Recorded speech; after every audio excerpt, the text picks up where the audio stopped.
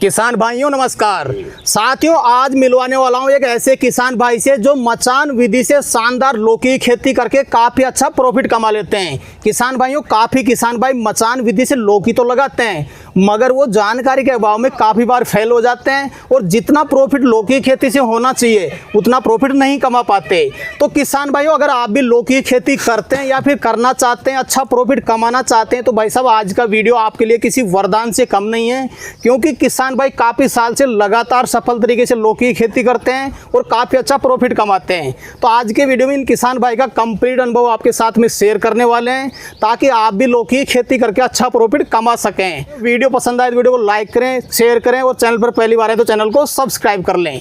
तो आइए किसान भाइयों, आज का वीडियो शुरू करते हैं। सर जी नमस्कार। नमस्कार साहब। एक बार परिचय बता दिया अपना। साहब मेरा नाम राम सिंह मीणा, ग्राम पोस्ट बीछा, तहसील रामगढ़ पचवारा, जिला दौसा, राज्य राजस्थान का रहने वाला हूँ मैं। जी सर जी, लौकी की खेती करीब कितने साल से करते हैं आप? साहब मैं कम से कम 6-7 साल से लौकी की खेती करता आ रहा हूँ। बिल्कुल सर जी, आज भी काफ़ी किसान भाई ऐसे हैं हमारे भारतवर्ष में जो नीचे वाली लौकी लगाते हैं। मैं देख रहा हूँ आपने काफ़ी शानदार तरीके से मचान बना रखा है, बहुत ही सही तरीके से लौकी की खेती कर रखी है।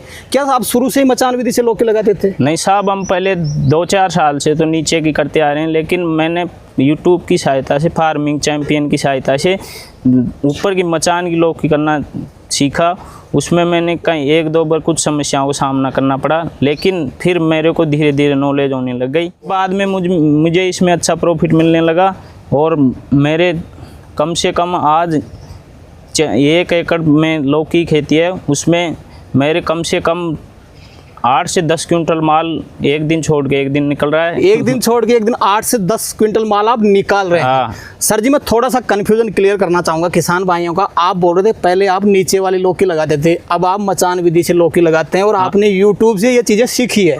नीचे वाली में मचान विधि से क्या डिफरेंट लगा आपको? सब नीचे वाली में क्या है, ज़्यादातर समस्या आती है नीचे वाली में, क्योंकि उसमें कीटनाशक कीट ज़्यादा लगते हैं और अच्छी लौकी नहीं आती। मचान की में 1 नंबर लौकी आती है, शाइनिंग 1 नंबर होती है।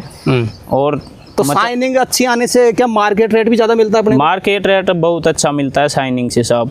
और जैसे आप बता रहे कि कीट ज़्यादा लग जाते हैं, फंगस ज़्यादा लग जाती है नीचे वाली में, क्या कीट और फंगस की समस्या मचान में कम आती है? मचान में साहब कम आती है कीट और फंगस की समस्या। जी सर जी, पूरी जर्नी में शेयर करूंगा, लेकिन उससे पहले मैं जानना चाहूँगा करीब इस बार आपने कितने एरिया में लौकी लगा रखी है? साहब कम से कम मेरे इस बार 1 एकड़ में लौकी खेती लगी हुई है। 1 एकड़ में? हाँ। टोटल कितने बीज लगाए थे आपने? हमने लगाए थे कुल 500 बीज साहब। 500 बीज। जी सर जी, मचान विधि से कई किसान भाई लौकी तो करते हैं, कई किसान भाई बेड बनाते हैं, फिर उसके ऊपर बीज लगाते हैं। कई किसान भाई पहले गड्ढा खोदते हैं, उसमें बीज लगाते हैं। आप किस विधि से लगाते हो मचान वाली लौकी? हम तो साहब गड्ढे की विधि से लगाते हैं, गड्ढा खोद कर। गड्ढा खोद के आप बीज लगाते हैं। आपका बीज लगाने का समय क्या था? बीज लगाने का साहब समय हमारा 1 मई। 1 मई। अब मैं थोड़ा सा गड्ढे का जो आपका सिस्टम रहता है, गड्ढा खोदते हैं फिर बाद में बीज लगाते हैं, गड्ढे की दूरी कितनी रखते हैं, गहराई कितनी रखते हैं? गड्ढे की एक पौधे की दूरी 10 फीट रखते हैं साहब। गड्ढे से गड्ढे की दूरी? गड्ढे से गड्ढे की दूरी 10 फीट। और एक गड्ढे की गहराई चौड़ाई कितनी रखते हैं? चौड़ाई कम से कम 1 फीट और गहराई 1.5 फीट। जी। गड्ढा अपन ने खोद दिया, उसके बाद में अपन बीज लगाना चाहते हैं। हाँ साहब। एक गड्ढे में बीज कितना लगाते हैं और साथ में आप कौन कौन सा खाद डालते हैं गड्ढे साहब? उसमें हम पहले तो देसी खाद डालते हैं, गोबर, गड्ढा खोदने के बाद, और फिर उसमें हम अंग्रेजी खाद जैसे ये हो गई, कार्टाप हो गई, और ये माइक्रोराइजा हो गया, और DAP हो गया, और ह्यूमिक एसिड हो गया, ऐसे खाद डालते हैं ग्रोथ के लिए, अच्छी ग्रोथ हो। इनको थोड़ी थोड़ी मात्रा में आप लेते हैं? डालते हैं। और उसके बाद में आप बीज लगाते हैं। एक गड्ढे में करीब कितना बीज लगाते हैं? 1 गड्ढे में साहब 4 बीज लगाते हैं। 4 बीज। अगर आप वैरायटी बताना चाहें तो बता सकते हैं कौन सी लगाते हैं? साहब हम नून एम्स के अनोखी लगाते हैं। नून एम्स के अनोखी। ठीक है। एक बार जैसे अपन ने बीज रोपण कर दिया, बीज अंकुरित होने में, बाहर निकलने में कितना टाइम ले लेता है? बीज अंकुरित होकर बाहर निकलने में कम से कम 3-4 दिन में निकल आते हैं साहब, बाहर निकल जाता है। ठीक है। उसके बाद में सर जी कई किसान भाई क्या करते हैं, छोटे पौधे की देखरेख सही तरीके से नहीं कर पाते। छोटे पौधे को कैसे देखते हैं आप, क्या उसमें सावधानी बरतते हैं? साहब उसमें छोटे पौधे में क्या है, नॉर्मल स्प्रे करना चाहिए टमाटो में, नहीं तो क्योंकि फंगस और कीटनाशक और जड़ गांठ की समस्या ज़्यादा आ जाती है, तो फिर आगे फसल नहीं हो पाती है। तो स्प्रे फंगिसाइड और इंसेक्टिसाइड का कर सकता है किसान हाँ भाई? कर सकता है नॉर्मल साहब, नॉर्मल, पहले। ठीक है। हाँ। उसके बाद में पौधा मचान तक पहुंचने में हाँ। करीब कितना टाइम ले लेता है? मचान तक पहुंचने में साहब 1 महीना में ऊपर ठेठ चला जाता है। मचान तक पहुंच जाता है। और ये जो मचान आपने बना रखा है, हाँ। मचान बनाना कब स्टार्ट करते हैं? पौधा कितना बड़ा हो जाता है उस टाइम पे? कम से कम 20 दिन के पौधे होते हैं, हम मचान स्टार्ट कर देते बनाना। मचान बनाना स्टार्ट कर देते हैं। हाँ। करीब टोटल 1 एकड़ में कितने बांस लगे अपने मचान में? 1 एकड़ में साहब लगे हमारे 450 बांस। 450। और आपने यहाँ पे वायर भी लगा रखा है। कितने नंबर वायर यूज में लेते हैं? 14 नंबर साहब। 14 नंबर।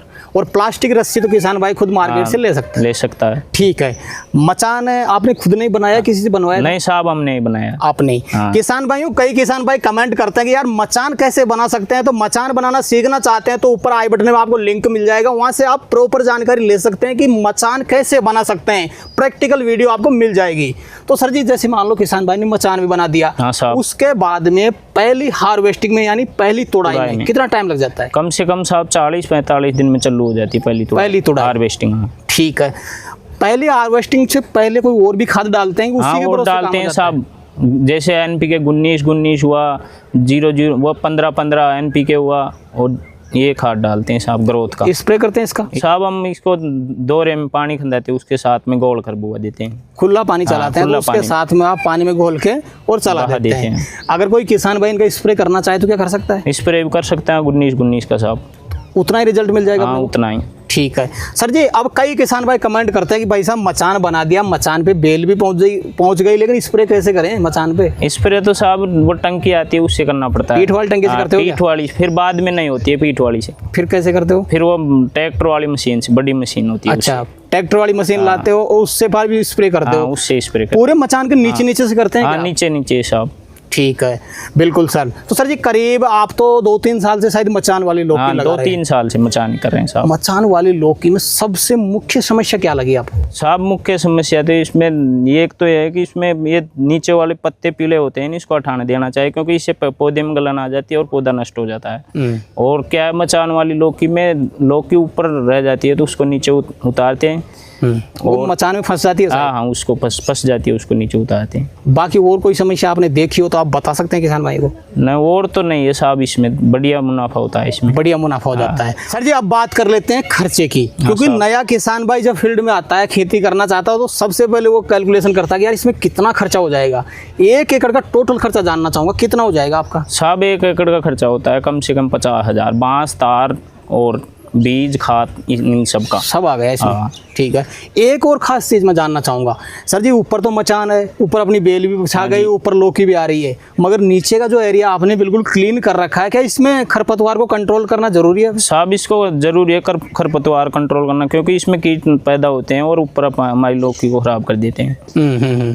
तो खरपतवार नियंत्रण किसान भाई को लगातार करना पड़ेगा? लगातार करना पड़ेगा साहब। 1 एकड़ से करीब रोज का अगर मैं माल जानना चाहूँ, रोज की हार्वेस्टिंग में कितनी क्वांटिटी में लौकी निकाल रहे हैं आप? साहब रोज की तो कम से कम 8 से 10 क्विंटल निकलती है रोज की। हाँ। और मार्केट रेट क्या मिल रहा है आपको? अभी तो बस 25 रुपये मिल रही है हमको। 25 रुपये। हाँ। तो रोज का कैलकुलेशन थोड़ा मैं जानना चाहूंगा, क्योंकि किसान भाई को मोटिवेशन यहीं से मिलेगा। रोज कितने रुपए की लौकी? साहब रोज कम से कम 20 से 25 हजार की हो जाती है 1 एकड़ से? हाँ 1 एकड़ रोज की? हाँ रोज की साहब। तो 1 एकड़ से क्या उम्मीद लगा रखी है, कितने रुपए की लौकी सेल कर दें? साहब मेरे को अच्छा भाव मिला तो मैं कम से कम 7 से 8 लाख की लौकी बेच लूंगा 1 एकड़ से। 1 एकड़ से? हाँ। बिल्कुल। तो कोई नया किसान भाई इस फील्ड में आना चाहता है, मचान वाली लौकी लगाना चाहता है, अपनी तरफ से उनको क्या कहना चाहेंगे, क्या गाइडेंस देना चाहेंगे आप? नहीं साहब बहुत बढ़िया है, मचान विधि से लगानी चाहिए लौकी में, क्योंकि इसमें माल 1 नंबर आता है, फ्रेश, शाइनिंग, बढ़िया।